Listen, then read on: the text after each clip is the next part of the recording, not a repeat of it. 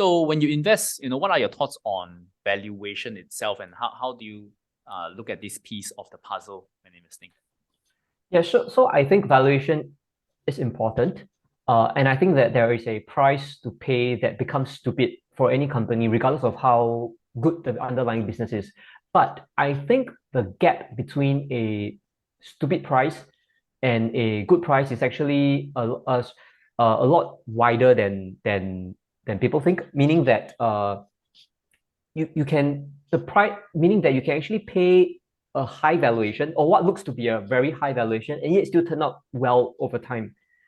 I can give you an example. So like going back to Walmart in the early 1970s. So for some context, the US was in a major bear market in 1973 and 1974. So prior to the bear market, Walmart's stock price at its peak was trading at maybe about between 50 to 70 times trailing earnings. So this is a company that whose earnings are not artificially depressed. So it was earning a decent profit margin. It was growing rapidly, and yet it was valued at 50 to 70 times earnings right before the bear market happened. Right, and so when the bear market happened, Walmart stock price fell by like 75% or so. So a huge decline.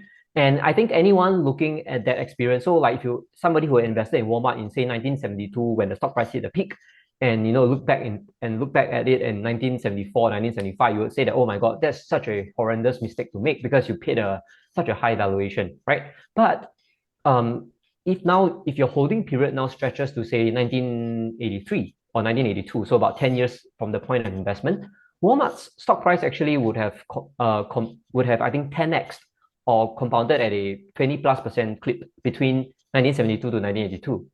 And that 20% plus annual growth in the share price actually is lower than the underlying business growth, which actually grew at a faster pace. So I'm bringing this up because what I'm trying to say is that and to add on, in 1983 or 1984, Walmart's price to earnings ratio was actually, I think, around 20 plus or 30 plus. So you can see that there's this huge compression in the price earnings ratio as well. But the stock price returns that Walmart gave to its investors was actually really good because of the underlying business growth. Right. So I think that anybody who looked at Walmart in 1972 and thought that, wow, this 50 or 70 times earnings is such a high price to pay, and refused to invest in Walmart, and then subsequently never invested in Walmart, would have made a big mistake. So I think it's I